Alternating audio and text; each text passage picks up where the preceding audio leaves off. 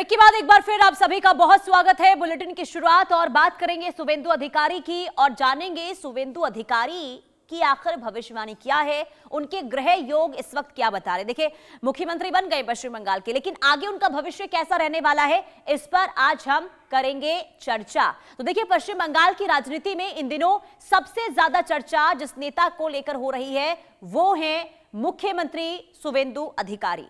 कभी ममता बनर्जी के सबसे भरोसेमंद सिपा सलाहकार रहे शुवेंदु आज बंगाल में बीजेपी की सबसे बड़ी राजनीतिक ताकत के रूप में उभरे हैं।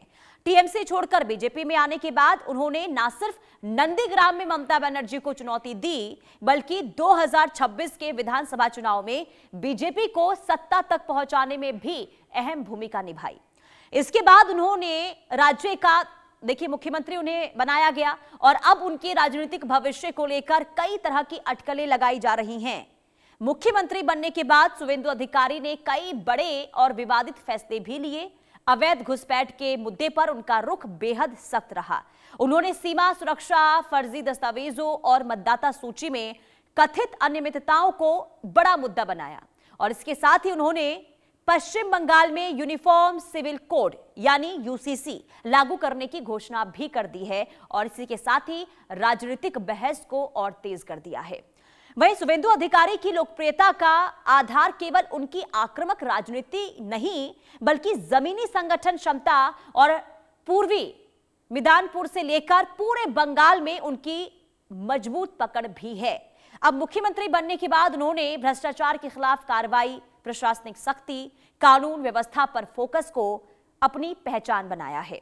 इधर राजनीतिक विश्लेषक ये मानते हैं कि अगर शुवेंदु अधिकारी अपने वादों को जमीन पर उतारने में सफल रहते हैं तो वो न केवल बंगाल में बीजेपी के सबसे बड़े चेहरे बने रहेंगे, बल्कि राष्ट्रीय राजनीति में भी उनकी भूमिका बढ़ सकती है। हालांकि उनके सामने देखिए कई चुनौतियां हैं, यानी कि फैसले तो लगातार वो ले रहे हैं, चुनौतियां कई हैं, लेकिन ये चुनौतियां कम नहीं है। चुनौतियां ये कि कैसे इस वक्त जो फैसले लिए जा रहे हैं और उन फैसलों को लेकर कई बार राजनीतिक सरगर्मियां भी देखने को मिली हैं, बयानबाजी भी होती रही है, लेकिन इसके बावजूद भी शुवेंदु अधिकारी सत्ता में आने के बाद से ही लगातार एक के बाद एक फैसले लेते हुए नजर आ रहे हैं। आइए एक बार नजर डाल लेते हैं ग्राफिक्स पर और बताते हैं आपको कि शुवेंदु अधिकारी का राजनीतिक सफर आखिर कैसा रहा है।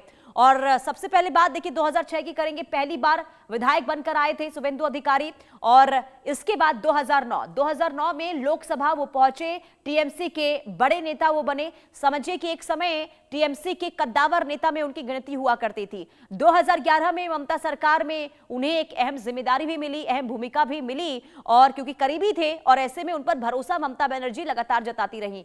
2016 में पश्चिम बंगाल सरकार में वो मंत्री भी बने। 2020 में टीएमसी का साथ उन्होंने छोड़ा, बीजेपी में वो शामिल हो गए और यहां पर भी उनका कद जो है वो बढ़ता रहा। 2021 में नंदीग्राम में ममता बनर्जी को उन्होंने हराया और यहीं से मानिए कि ग्राफ जो है शुवेंदु अधिकारी का वो बढ़ता चला गया। 2021-2026 विधानसभा में नेता प्रतिपक्ष भी वो रहे और आक्रामक उनके जो फैसले रहे, उनको उन्होंने जो बयान दिए उसे लेकर भी उनकी काफी देखिए चर्चाएं हुई हैं।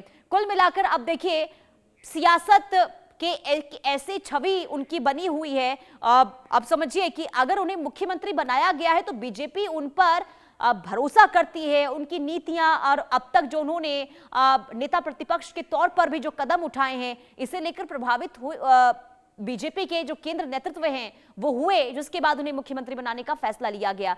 हमारे साथ डॉक्टर एच.एस. रावत जी ज्योतिषी जुड़े हुए हैं। बहुत स्वागत है आपका HS. Rawat ji India news पर। देखिए, आज हम बात करने वाले हैं पश्चिम बंगाल के मुख्यमंत्री शुवेंदु अधिकारी की। देखिए, उनका योग तो अच्छा चल ही रहा है और यही वजह है कि चाहे किसी भी पार्टी में रहे अब एक मजबूत उनकी पकड़ देखने को मिली है, चाहे टीएमसी चाहे बीजेपी और अब तो पश्चिम बंगाल की सत्ता में एक जो उनको जिम्मेदारी मिली है, मुख्यमंत्री वो बने हैं। तो क्या है इस वक्त उनका ग्रह योग और भविष्यवाणी भी अगर उन पर करें तो आगे कैसा रहने वाला है उनका योग, इस पर भी जरा बताइए। पुनीता जी धन्यवाद। देखिए, इन नेताओं की जो जन्म पत्रियां होती हैं उनकी डेट ऑफ बर्थ जो होती है वो सटीक नहीं होती है।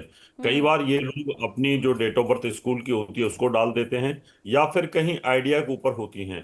तो हम उनकी डेट ऑफ बर्थ जो है उस पर तो नहीं जा सकते क्योंकि 1970 का उनका जन्म है, दिसंबर का।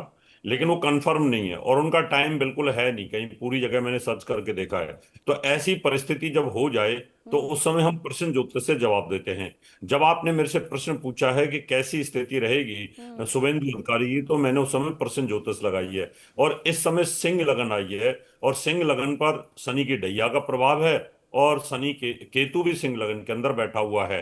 तो इसका मतलब ये रहा कि केंद्र के अंदर पार्श्विक योग इस समय बना हुआ प्रश्न ज्योतिष में, और लाभ स्थान पर सूर्य का मूवमेंट है। तो इसका मतलब ये रहा कि इनका जो व्यक्तित्व है वो कहीं ना कहीं सिंह लगन के शेर से मिलता जुलता है, दब के रहने वाला व्यक्तित्व नहीं है। जैसे ही इनके पास पावर बढ़ती जाएगी, जैसे ही हम्म। पावर बढ़ती जाएगी, तो ये अपना कहीं ना कहीं कद बढ़ाते रहेंगे और अपने को मजबूत करते रहेंगे।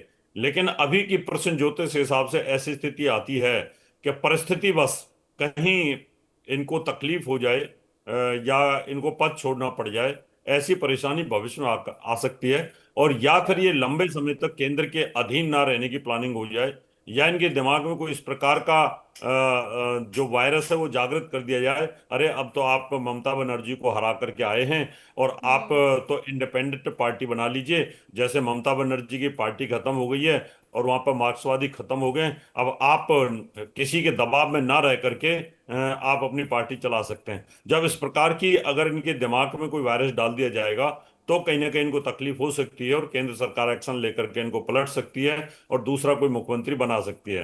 क्योंकि इस समय की जो प्रश्न ज्योतिष है उसके हिसाब से आगे भविष्य इनका स्टेबल मुझे दिखाई नहीं देता।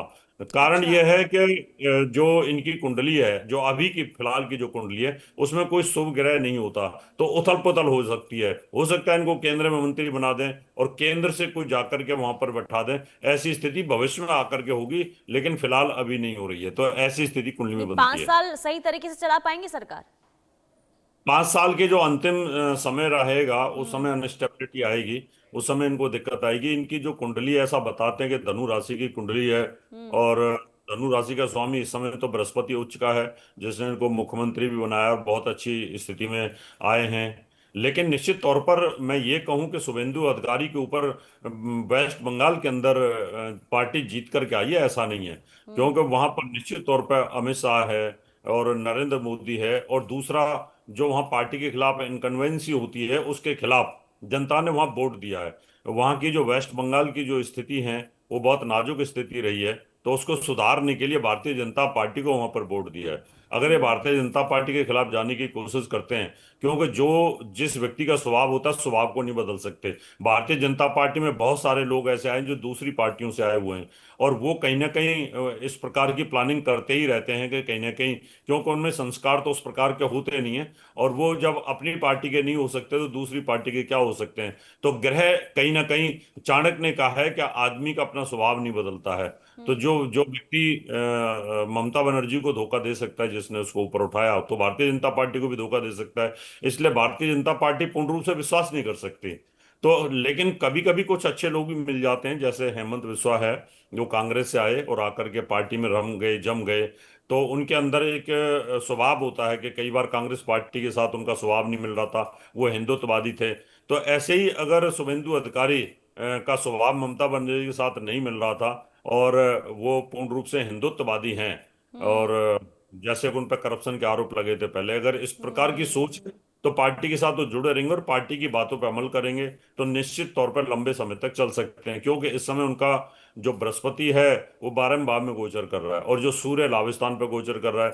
तो लाभ स्थान पर गोचर करने का मतलब है कि लंबे समय तक टिके रहना, लेकिन संघर्ष और परेशानियां, क्योंकि उनके सिर के ऊपर केतु बैठा हुआ है। तो अभी 6 महीने जो हैं उनके लिए थोड़े कष्टकारी रहेंगे। उसके बाद अच्छा। धीरे धीरे धीरे धीरे धीरे स्मूथ होने का योग इनका बनेगा। लेकिन फिर हम्म। भी पार्टी को बहुत सूझबूझ करके डिसीजन लेना पड़ेगा, कमांड अपने हाथ में रखनी पड़ेगी।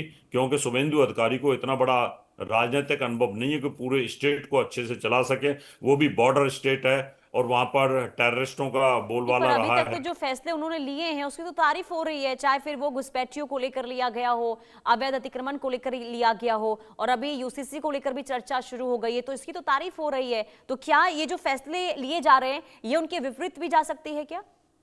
देखिए, ये विपरीत तो नहीं जाएंगे। हम्म। ये सब पार्टी के लिए खुशखबरी की बात है कि पार्टी को एक ऐसा मुख्यमंत्री मिल रहा है कि जैसे अपना उत्तराखंड के मुख्यमंत्री हैं धामी साहब, तो दामी साहब ने कहीं ना कहीं पार्टी को खुश करने के लिए और अपने उत्तराखंड को मजबूत करने के लिए उन्होंने एक्शन लिए हैं। तो हम्म। ऐसी जरूरत है वहां पर। वेस्ट बंगाल के अंदर भी जरूरत है वो इस प्रकार के डिसीजन लें, मजबूत डिसीजन लें, जिससे कि पार्टी का विश्वास उन पर बना रहे।